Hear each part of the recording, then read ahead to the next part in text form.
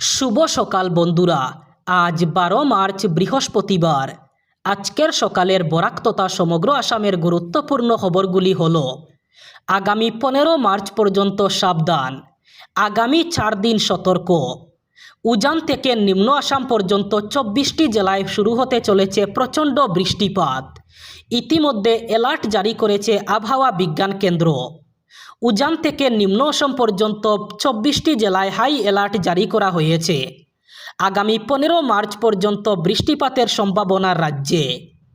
ইতিমধ্যে ধুবড়ী, কোকরাঝার, গোয়ালপাড়া, বঙ্গাইগাঁও, বরপেটা, বজালী, নলবাড়ী, কামরূপ মেট্রো, তামুলপুর, উদালগুড়ি, শোণিতপুর, বিশ্বনাথ, ডিমা হাসাও এবং কাছাড় জেলায় সতর্কতা জারি করা হয়েছে। কাটলিছড়ায় রীতিমতো বাঘের পিঠে চড়ছে কংগ্রেস। দলের মনোনয়ন রাজনীতির অন্তিম পর্যায়ের মহড়ায় হাইলাকান্দি জেলার ধর্মীয় সংখ্যালঘু অধ্যুষিত একমাত্র এই বিধানসভা কেন্দ্রের টানাপোড়েন বর্তমানে যেভাবে উত্তেপ ছড়িয়েছে, এতে ভোটের সময় অন্তর্ঘাতের সমস্ত লক্ষণও টকবক করে ফুটে উঠছে। এখানে প্রায় হাফ ডজন সক্রিয় কংগ্রেস টিকিট প্রত্যাশীকে ঘিরে তাদের কর্মী সমর্থকরা এখন যে ধরনের প্রচার পর্ব শুরু করেছেন, এতে শেষ পর্যন্ত মনোনয়ন বঞ্চিত প্রার্থীরা ভোটের আসরে কোন ভূমিকায় অবতীর্ণ হবেন তার সুরতেহাল ইতিমধ্যেই সুস্পষ্ট হয়ে উঠেছে। এমনকি সরাসরি যদি বলা যায়, তাহলে আলগাপুর কাটলিছড়া বিধানসভা কেন্দ্রের ভোটে এবার কংগ্রেস প্রার্থীর বিপক্ষে কার্যত এক জবরদস্ত অন্তর্ঘাতের খেলা চলবে। বস্তুত এই খেলা না হলে জেলার বর্তমান 3 বিধায়কের রাজনৈতিক ভবিষ্যৎ ভূপতিত হওয়া অনিবার্য হয়ে ওঠার পূর্ণ সম্ভাবনা বিরাজ করছে। টি-20 বিশ্বকাপের লড়াই আপাতত শেষ।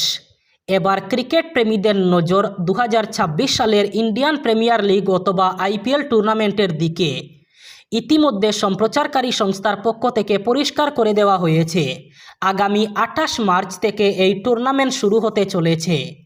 এবার IPL-এর সূচি মোট 2 পর্বে ঘোষণা করা হবে, যদিও এখনও পর্যন্ত সেই সূচি ঘোষণা করা হয়নি। সংবাদ সূত্রে খবর, 2-1 দিনের মধ্যে প্রথম 20 দিনের সূচি ঘোষণা করা হবে। ভারতীয় ক্রিকেট কন্ট্রোল বোর্ডের সচিব দেবজিৎ শইকিয়া এই ব্যাপারে একটি বড়সড় খবর দিয়েছেন। তার কথায় 2-1 দিনের মধ্যে আসন্ন IPL টুর্নামেন্টের সূচি ঘোষণা করা হবে। আপাতত প্রথম 20 দিনের সূচি ঘোষণা করা হচ্ছে। আরও একবার IPL টুর্নামেন্টে 10 দলের মধ্যে দুমদুমার লড়াই দেখতে পাওয়া যাবে। গতবারের তুলনায় এই বছর IPL টুর্নামেন্ট অনেকটা বড় হতে চলেছে। আয়াতুল্লাহ আলী খামেনেইয়ের মৃত্যুর পর ইরান যে নতুন সর্বোচ্চ নেতা হিসাবে তারই পুত্র মুস্তাফা খামেনেইকে বেছে নিয়েছে, এই বিষয়টি একেবারেই পছন্দ হয়নি ট্রাম্পের। তিনি বলেছেন, একেবারেই খুশি হয়নি। এরপরেই হুমকির সুরে ট্রাম্প বলেন, আমার মনে হয় না ও শান্তিতে বাঁচতে পারবে। মার্কিন প্রেসিডেন্টের এই মন্তব্যের পাশাপাশি তেহরানকে কড়া হুঁশিয়ারি দিয়েছেন মার্কিন প্রতিরক্ষা সচিব হিট হেগসেথ। তিনি জানান, ইরানে হামলা করতে চলেছে সবচেয়ে বেশি যোদ্ধা, সবচেয়ে বেশি বোমারু, সবচেয়ে বেশি আঘাত নেমে আসবে। গোয়েন্দা বিভাগ আরও নিখুঁত এবং আগের চেয়েও ভালো প্রস্তুতি নিয়েছে। তিনি বলেন যে ইরানকে রুখতে আমেরিকা সফল হয়েছে, কারণ গত 24 ঘন্টায় ইরানে সবচেয়ে কম সংখ্যক ক্ষেপণাস্ত্র নিক্ষেপ করেছে। কাছাড় জেলার পয়লাপুলের জোহর নবোদয় বিদ্যালয়ের 9ম শ্রেণীর এক ছাত্রের রহস্যজনক মৃত্যুর ঘটনাকে কেন্দ্র করে তীব্র চাঞ্চল্যের সৃষ্টি হয়েছে এলাকা জুড়ে। মৃত ছাত্রের নাম অরিন্দম দাস। বুধবার সকালে বিদ্যালয়ের শৌচালয় থেকে তার ঝুলন্ত দেহ উদ্ধার করা হয়। বিদ্যালয় সূত্রে জানা যায়, ঘটনার পর একজন শিক্ষক ফোন করে অরিন্দমের বাবা অনুপম দাসকে বিষয়টি জানান। খবর পেয়ে শিলচর চেঙ্কুরি রোডের বাসিন্দা অনুপম দাস পরিবারের সদস্যদের নিয়ে দ্রুত পয়লাপুল নবোদয় বিদ্যালয়ে পৌঁছান এবং সেখানে পুত্রের ঝুলন্ত দেহ দেখতে পান। পরে লক্ষ্মীপুর থানার পুলিশ ঘটনাস্থলে পৌঁছে বাবার উপস্থিতিতে মৃতদেহ উদ্ধার করে ময়নাতদন্তের জন্য শিলচর মেডিকেল কলেজ হাসপাতালে পাঠায়। সেখানে মৃত ছাত্রের প্যান্টের পকেট থেকে একটি চিরকুট উদ্ধার হয়। চিরকুটে 3 জন ছাত্রের নাম লেখা ছিল: স্বপ্নজিৎ, সিদ্ধার্থ এবং ফাহিম। এই ঘটনায় মৃত ছাত্রের বাবার দাবি, লক্ষ্মীপুর থানায় তিনি একটি এজাহার দায়ের করেছেন। এজাহারে উল্লেখিত 3 ছাত্র স্বপ্নজিৎ, সিদ্ধার্থ এবং ফাহিমকে অভিযুক্ত করা হয়েছে। বাবার অভিযোগ, দীর্ঘদিন ধরে ওই 3 ছাত্র র্যাগিংয়ের নামে অরিন্দমের উপর মানসিক নির্যাতন চালিয়ে আসছিল। এবার অসমের মহিলাদের জন্য 7টি বড় সুখবর দিলেন মুখ্যমন্ত্রী। 26-এর বিধানসভা নির্বাচনের জন্য 7টি বড় প্রতিশ্রুতি দিলেন মুখ্যমন্ত্রী হিমন্ত বিশ্ব শর্মা। বিজেপির সরকার আসলেই পূরণ করা হবে এই 7টি প্রতিশ্রুতি। প্রথমত, অসমে আবার চালু করা হবে লাখ লাখ চাকরি। আগামী 5 বছরে 2 লাখ চাকরি প্রদান করা হবে বলে জানিয়েছেন মুখ্যমন্ত্রী। সেই সাথে প্রধানমন্ত্রী আবাস যোজনার আওতায় সরকারি ঘর যারা পাবেন তাদের অরুণোদয় রেশন কার্ড এবং চাকরি প্রদান করা হবে। অসমে 10 লাখ যুবক যুবতীকে করে তোলা হবে আত্মনির্ভর।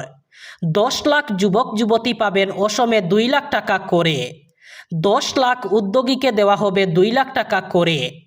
আত্মনির্ভর অসম প্রকল্পের অধীনে এই দন দেওয়া হবে বলে জানিয়েছেন।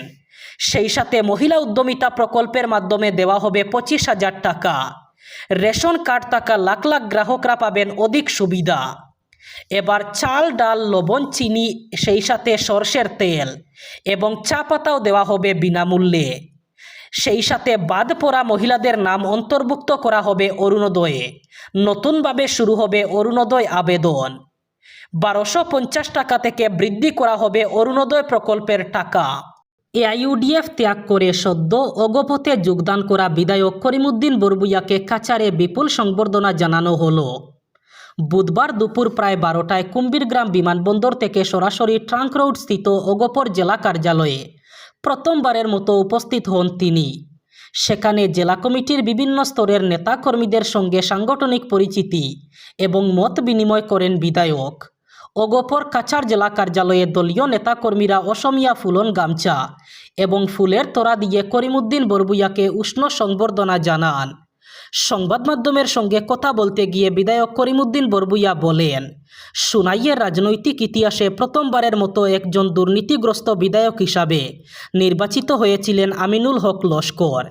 তিনি দাবি করেন, বিধায়ক হিসাবে নির্বাচিত হওয়ার পর গত 5 বছরে দুর্নীতিমুক্ত সুনাই বিধানসভা গড়ে তোলার চেষ্টা করেছেন এবং বিভিন্ন এলাকায় ব্যাপক রাস্তা নির্মাণের কাজ সম্পন্ন করেছেন।